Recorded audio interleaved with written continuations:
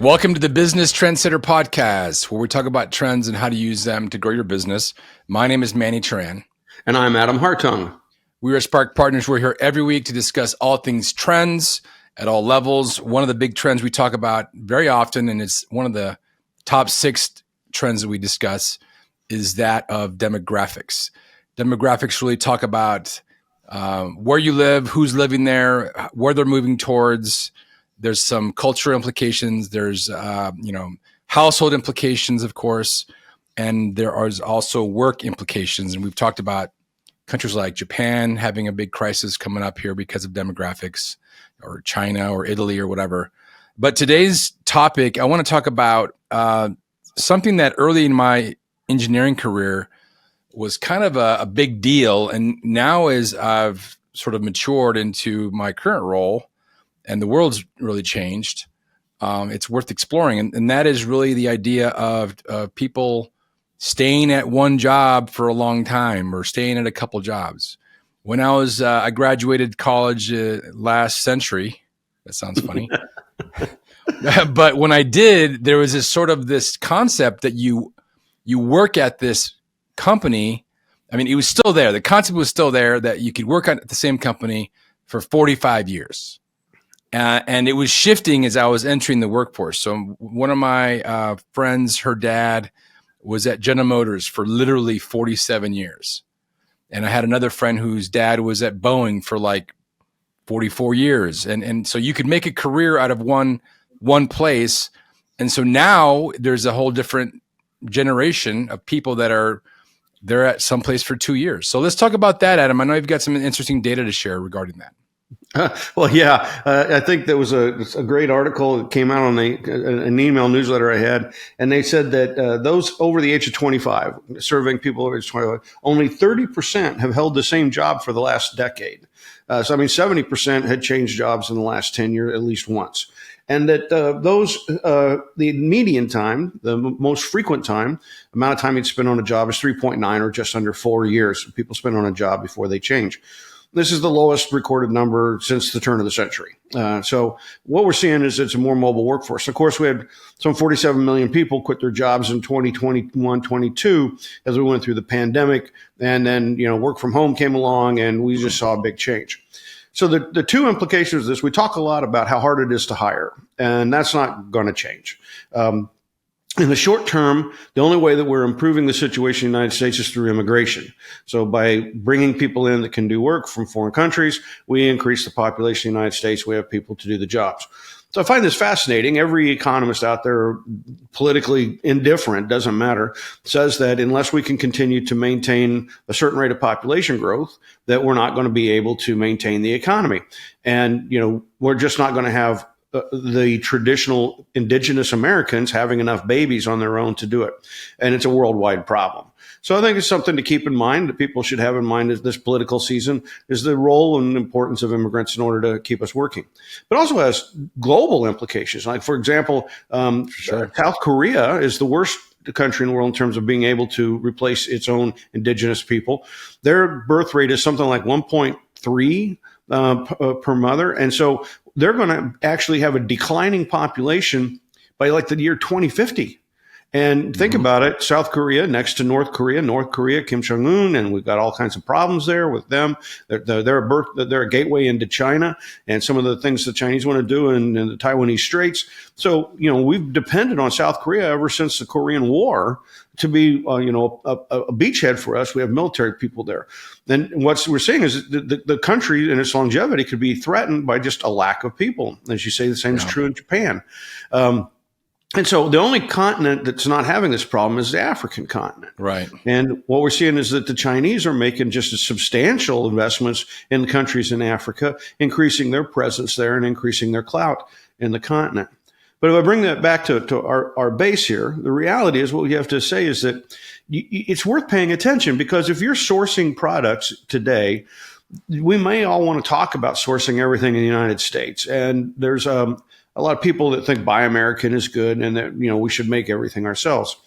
But we went through 3 or 4 decades of this of optimizing, where we said, well, countries will optimize based upon their natural resources and their employee base, and Right. that optimization, you don't unwind that. It's true that it's just a lot cheaper to make certain things in other parts of the world than it would be in the United States. So you have to pay attention to where your products come from and your solutions. Where's this happening? Or you're not going to have the people that you need, and you're not going to have the products that you need. If the North Korea uses its strength and South Korea becomes a little softer and they end up in a war and the United States doesn't want to use nuclear weapons, then you could end up with your supplies that are coming out of South Korea in great jeopardy. And at this time, over half of all the televisions in the United States come out of South Korea. Televisions and cars and railroad products and servers and lots of stuff's made in South Korea. Lots and lots of stuff. So you need to pay attention to this now, because we're seeing ramifications of it now. You were saying, well, it's hard for me to hire in the United States, and all I can say is it's a lot harder if you're in South Korea. And go ahead. Yeah, well, I mean, what's been happening is there was this whole globalization that happened, and for a while it was no problem, right? And then political winds came in, of course. Or you can call it almost wanting to expand the empire of, that China wanted to take Taiwan back, or all this, and so now you're seeing a bit of a pullback of globalization for one way or another, for one reason or another. So I guess that has to be really taken into consideration when you do hiring of gig workers too, because you and I, Adam, we talk a lot about Fiverr, about Upwork, about these other tools that you can hire somebody from Pakistan or from China or from the Philippines. All that's going to be at jeopardy in the same way it's operating today. It might be operating differently tomorrow. Right. And I think you want to keep in mind that the people that are working that are under the age of 35, some of the things they've experienced. So as you said, you knew people whose fathers worked at Boeing or some of these other companies for 25, 30, 45 years, right? But let's just take an example of Motorola. Motorola was a company that came out of World War II, and it was just, made all the radios for cars and made two-way radios. Every policeman had a two-way radio on him. Every fireman had a two-way radio on him. Every police car and fire truck had it. Cab drivers had two-way radios for dispatching cabs. This was prolific, and Motorola dominated, had 85% share of that market. And they were so successful, they got in the microprocessor business. A lot of people forget that the original Mac was made on the Motorola 68000 microprocessor. It didn't use an Intel microprocessor. And so here's this company that did really well. And in fact, the whole semiconductor business for Intel is located in Phoenix. And so it was a big employer. There isn't even really a Motorola anymore. It's really gone. The two-way radio business, how often, you never see those anymore, right? Because everybody uses mobile phones out in the field. Your car, it has a radio in it, but it's not going to be made by Motorola. And increasingly, what you're looking at is the sound system, meaning the speakers in it, because you're plugging your USB device into it so you can listen to your own music, right? Or your otherwise streaming music of some kind. So, if you watch this happen, if you said, okay, when my dad was, 35 or 40 and he was working at Motorola and he thought he was going to spend his life there. And then, Motorola chip business went away. He didn't have a job. We were in Phoenix. There wasn't a need. There wasn't any other semiconductor plants in Phoenix at the time. And then he didn't have any work. And then we lost our house. And then we ended up moving to Chicago, or we ended up moving someplace else. Right.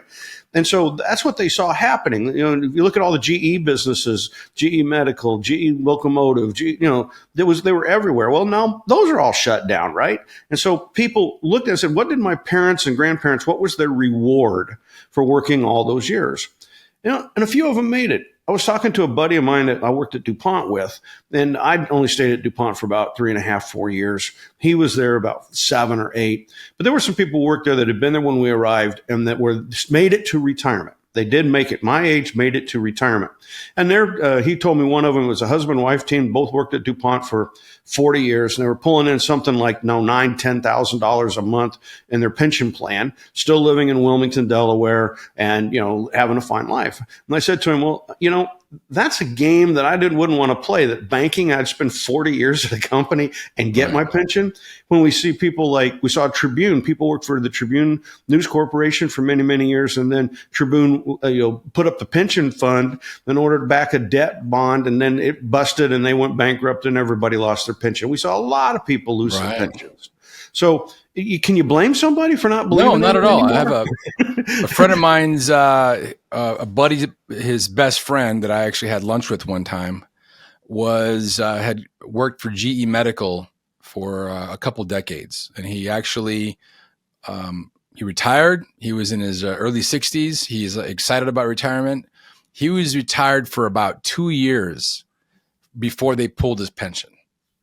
Now, that should be almost illegal, if you ask me. I mean, if you're banking on that money and then it's not there. So he had to put his suit back on and get back on the road, and where he ended up working for another company and all that. But it just doesn't make any sense. So I reach out to our listener base, and what I would encourage people to do, again, is go back to that gig worker concept that you brought up earlier. We know today that about a third of the population in the United States is engaged in gig work. Just today, I was listening on the National Public Radio, and I heard a woman, 37 years old. She lives in mid-Maine, and she had a job, remote work, where it was a call center operation, and she had a role in this call center operation. And she's making about $65,000 a year, which apparently did her quite well in Maine. And then they decided to shut down and change the call center, move it all offshore. Her job disappeared. Now she doesn't have a job, and she's actually living back with her mother again. And so I sit there and say, okay, if you're out there and you've got jobs, are these jobs something that could be done by somebody that's not an employee? Could you reach out and start marketing? If you go to LinkedIn and you put a job on LinkedIn, you can market that it's a remote job, meaning you'll take people from anywhere across the United States. Right. We've had this concept, too many people have this concept that if they hire someone, they want to see them every day, right? And it's just an implied bias that you have to watch people work or they won't work. You hear some anecdotal story about some guy that's in his apartment working 2 jobs full-time, 2 remote jobs full-time at the same time, making extra money. And you're like, oh, that just irritates me so badly. And I come back to it and I'm like, well, why? That's one story. That's anecdotal. How many people do you think pull that off? And by the way, if you're a really good manager, you don't need to watch your people every day. They should be able to get their job done. You should be able to set metrics, talk to them periodically, and have discussions. There are whole companies out there that have people that are remote. There's a company that's in the medical platform business called Henry out of Las Vegas, Nevada, that has no offices at all. The whole entire company is a remote-based company. And so I challenge you, I say, look, if you need people and they're hard to get, you should be thinking through how much could you use some sort of a gig worker, because that's going to be your fastest route to getting people in the United States. And then that's going to get you faster to building a network of gig workers domestically and offshore so that you can continue to grow your business. Yeah, the problem that exists is a lot of the people that are making those decisions, the executives, the owners, the directors, whatever, that are really creating that quote unquote culture. They grew up, they're probably a little bit older than me. They grew up in that Boeing, Raytheon, GE mindset of you got to be here. I got to see you, blah, blah, blah. But of course, things have changed. If you look at people like CEOs in their 30s running companies, they have no problem with, and this is of course a big blanket statement, but generally they have no problem hiring somebody and having a fully remote workforce. It's the ones that are in their late 50s, early 60s that are, digging their heels in and saying, nope, I got to see you every morning. I got to be the, I got to see you here before me. I have to see you here after me before I give you that raise. And there's that old school culture that really separates, makes it more a process that needs to be followed versus progress. And I will also or results. Take a look. How well is Boeing doing? Okay, you got everybody go to the office, Boeing. How'd that work out for you, right? Exactly. Take a look at Intel. You got them all to go to the office. How'd that work out for you, right? General Electric, you got them all going to the office. How'd that work out for you? So really and truly, we're in a new era. Employees don't want to go to the office. Employees aren't going to have the sense of loyalty they had because of what they saw when they're younger, and because there's more jobs than there are people. Those that are willing to get training and learn how to do new things are going to have the upper hand. And we got to be more flexible. flexible and thoughtful as employers about how we reach out for our employees. And we have to pay attention to where we source our people and our products to take a look at how's employment going in those countries, right? And is this something? I was talking to a small retailer the other day, had a beautiful jar for dispensing olive oil in your house. I thought it was just random, right? And I thought, that's beautiful. And she says, yes, this was made in Italy for us and we sell it. I said, how much is that? $900. Okay. What? Yeah. The odds that I'm going to spend $900 for a beautiful jar to sit on my kitchen counter to dispense olive oil is pretty close to zero. And I thought, as I was walking out of the store, I thought to myself, I could take a picture of that and I could probably send it to a half dozen people that I know in the Philippines and Thailand and other places and say, could you make this? And if so, what would it cost? Right? Now, it wouldn't be made in Italy, but who needs it to be? I mean, in Italy, they don't have enough people working. So, yeah, you're going to have to charge a really high price for something that's imported from Italy. And there's a real high-end client out there that wants that on their counter that's going to say that. You know, somebody that's got a $25 million home wouldn't think twice about a $900 olive oil dispenser. But for the rest of us, so we'd like to be able to say, that one's $900. Look at the one I got for $90. Right? So beautiful. Exactly. You look at almost the same, going to last as long as I want. I'm going to get sick of on my counter in 4 years and throw it away anyhow, or take it to the Goodwill, something like that, because I'm just sick of looking at it. And it'll be $90. And that's the way as managers we have to think these days. Just because it's sourced from a country like Italy, if they've got a labor problem like Germany, Italy, so many of the countries in the, out there, the heritage of the United States, initial heritage of the United States, you might have to sit back and say, wait a minute, that doesn't make any sense. But at the same time, you have to say, what are the risks if I take this thing and I have it manufactured in Taiwan, if I have it manufactured in Korea? So it's not a risk-free situation, but you have to be open-minded, thoughtful, and then you have to monitor these things. If you do, you're going to be more successful. You're going to be able to get more gig workers. You're going to be able to get more work done for less money. You're going to have motivated people because they work on the gig, so they're going to want to get repeat gigs. So they come back again and again and again, and they know if they blow it, you're not going to call them back again. You don't have to fire them. You don't have to pay them unemployment or any of that stuff if they're a gig worker. They're just working part-time for you. So it's a much more balanced relationship and actually can go a long way towards helping you get new products in your company, offer new services, offer things to customers, grow your revenues, and do it efficiently. It's all we talk about at Spark Partners. Follow, understand trends, scenario planning, understand your customers. I mean, all these things. So let's go from the macro, Adam, in discussing these demographic trends to a more micro discussion regarding the hurricanes that have hit the East Coast of the U.S. And there's some implications there with hiring, and there's some environmental implications as well. So let's talk about that, because I think that it's kind of a pretty major disaster that needs to be discussed and given the light from the trend analysis from the Spark Partners side. Yeah, so it was over 30 years ago that I was noticing. I was living in Chicago, and I was noticing that these things they called 100-year floods and 500-year floods were happening every 8, 10, 12 years. I was kind of like, what is that? What does that mean supposed to happen in 100 years? And so I looked into what it means, and it just said, well, they would expect a 100-year flood meant that you would get this amount of rainfall probably once every 100 years, but it was happening a lot quicker. So this was 35 years ago, and I was investigating, well, why are we seem to be getting them quicker? And that's when I learned about what they called we now call climate change, right? They said, well, because weather patterns are changing, we're getting these really heavy rainfalls more often. And I started tracking that. And so once again, it's get the data, look at it. And so clearly by the turn of the century, I was telling everyone that climate change is very real, and you're not going to stop it unless you make some dramatic policy changes and behavioral changes. Now, I didn't need to get wrapped up in any arguments about why it was caused. Other just to say, look, it's real, and you better do something about it. And what we've seen since then is the warming waters in the Gulf of Mexico have just been consistently getting warmer. I had it when I was a boy. I had an aunt that moved to Houston, and they never had hurricanes in Houston. We'd go down there. It was hot. It was humid, but they didn't have hurricanes. Now they have them pretty frequently, right? They get them, and then you get then New Orleans, and then you look at the panhandle of Florida. That's where Helene went up, and then you look at the west coast of Florida, which is where Milton went. Well, why? Well, as a vacation, I enjoy going to Key West. This summer when I went to Key West, the water was 96 degrees. Literally, I went out on a boat in the summertime to enjoy doing some snorkeling. And normally when you jump in a swimming pool or you jump in a body of water, you first get a rush of cold. No, this was like jumping in a hot tub, right? 96 degrees. Jimmy. Yeah. And then I talked to the fella who owns the boat that I like to go out on. And he said, well, you should have been here last year. It was 101. And I was like, what? And he said, yeah, we had a lot of coral bleaching. And he said, now we're looking for things to try to come back because it's only 96. Well, what do we know? We know that the Gulf of Mexico is getting warmer. It's getting warmer because it's absorbing all this carbon out of the air.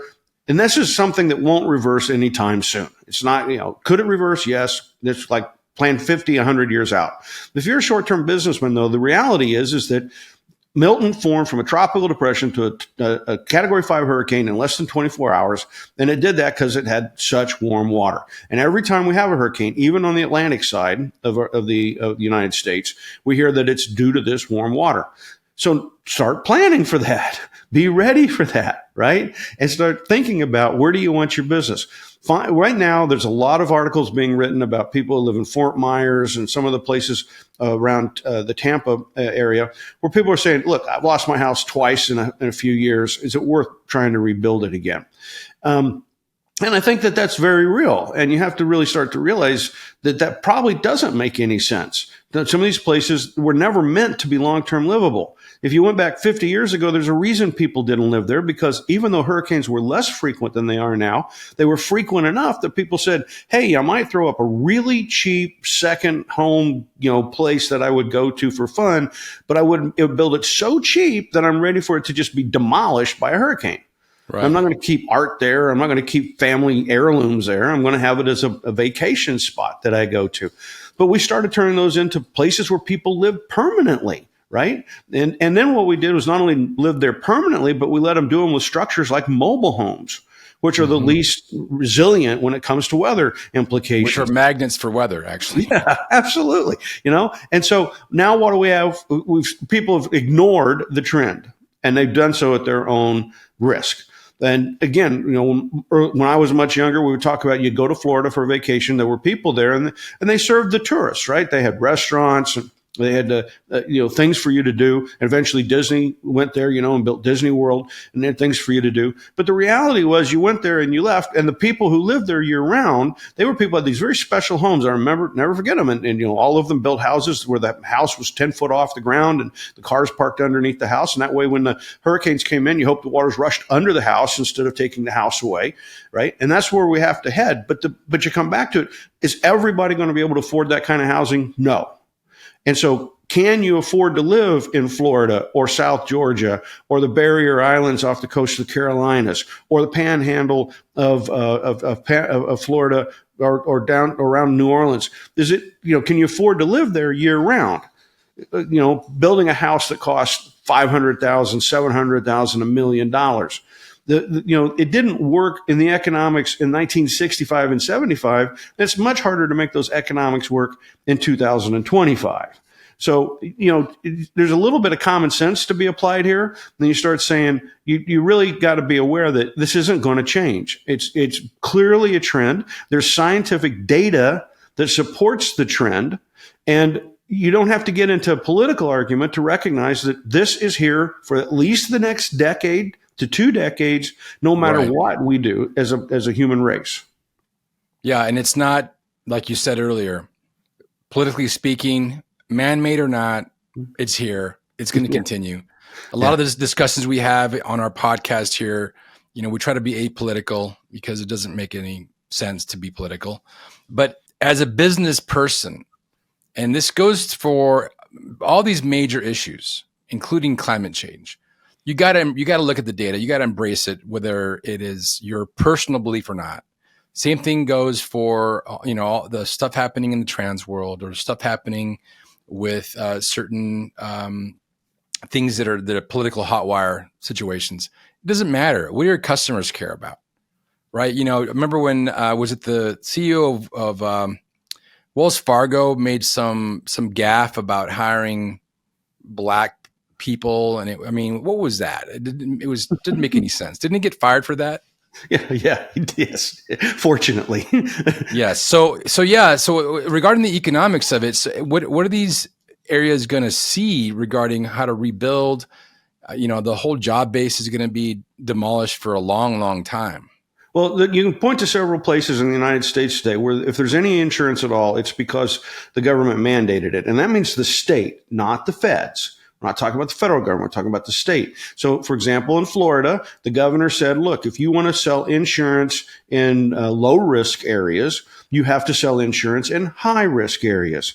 And so the insurers have to sit back and say, okay, I know I'm going to lose money if I'm on the coast, this location, but I'm going to try to make enough in this other one. And so then the state government of Florida, the very conservative DeSanto, very conservative governor there, they come in and they set the rates. And then they tell people, if you try to leave the state, we're going to fine you for leaving the state. But the reality is, if an insurer cannot charge enough in premiums to cover the costs, then they're not going to stay. And we're seeing that happen now. They're walking in and saying, look, I built your house once. Maybe I'll build it a second time. But if I do, I'm not going to give you insurance on it for a third. It's not going to happen. Parts of California, same way. This is an area that burns. It's for as long as we know, 200 years, they've had wildfires in these areas that have burned through them. Part of the growth of the redwood forest relies on fires that rip through and burn out other types of trees so that it clears the land and makes it so the redwoods can become more successful. So the nature of California includes these wildfires. Parts of Arizona are like that as well, right? And so. Yep. We have to start saying, when people come in and say, oh, I love being in the middle of the redwood forest, I want to build a house here, you have to say, that's great. Build it cheap. Have a car on the hand. If wildfire comes, run away. It's going to burn down, and then you're going to replace it, right?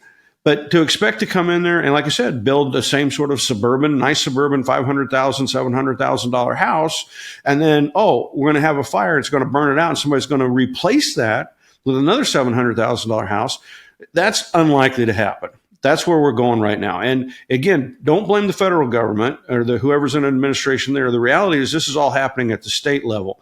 And so people you're going to have to pay attention and have a realistic expectation. It's not realistic to expect insurers to rebuild your house 2, 3, 4 times. I mean, even as a kid, I grew up in Tornado Alley in Oklahoma, and there were people that just didn't have a whole lot of money. And they'd go in and they would be clear. They'd buy a mobile home.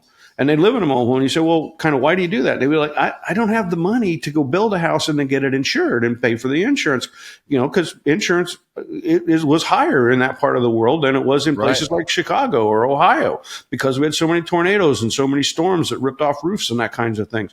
So they would get a mobile home, and then back in the 60s and 70s, they'd pay $5,000 or $6,000 for it. Tornadoes would rip through, or a flood would rip through, and the house would all go away, and they'd be like, okay. They go get another one, bring it in. But it weren't, like I said, they weren't building the suburban home that you're used to. So the economics actually weren't great, but these were more impoverished people. They couldn't afford it.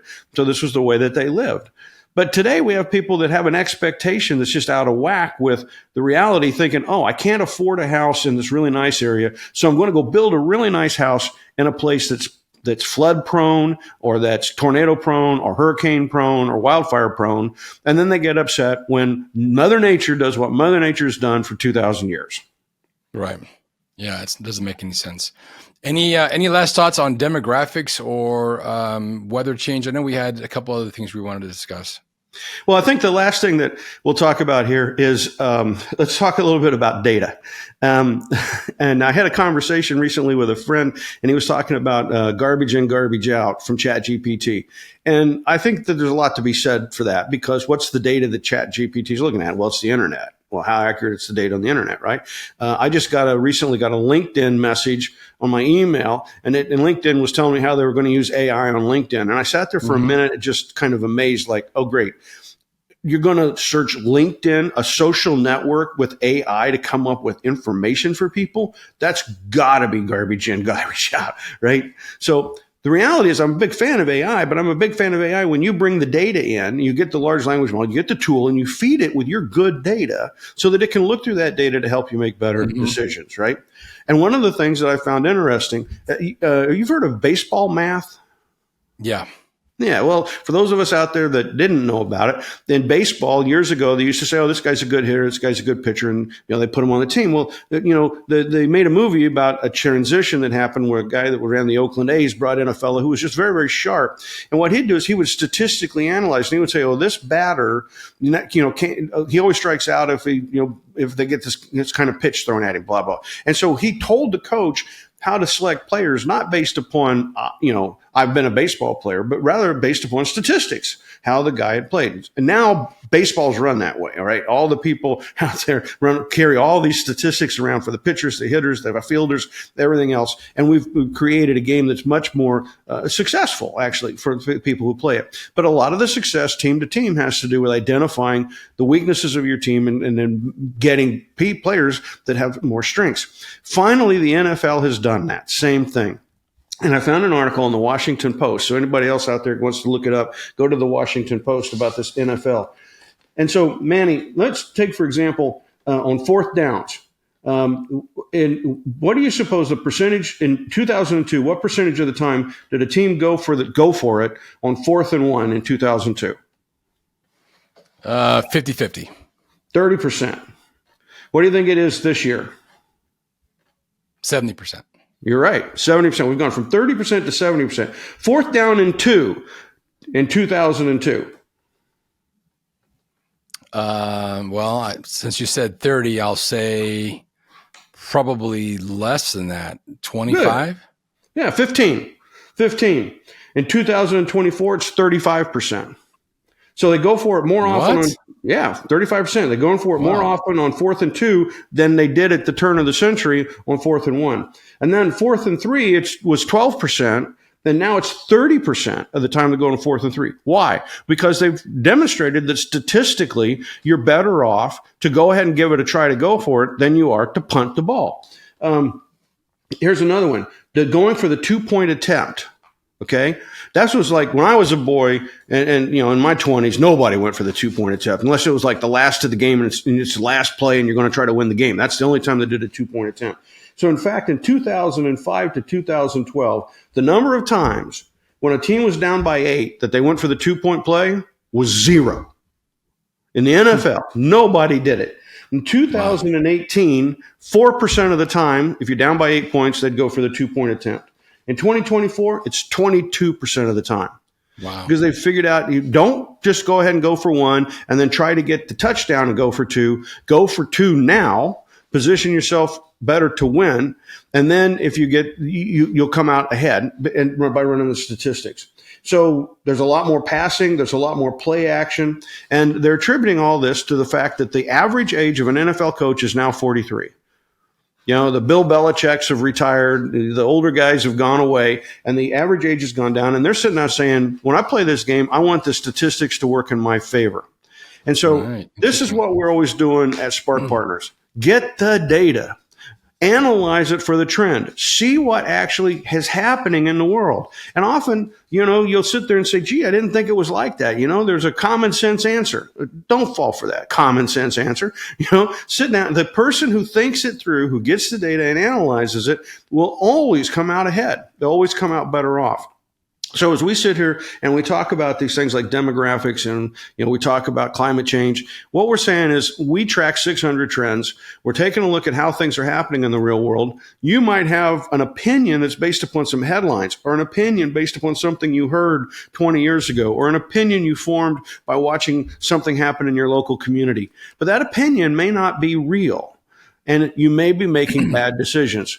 Let us help you get the right data. Get the right data to make the best decisions so that you can be a winning coach like they're doing now in the NFL.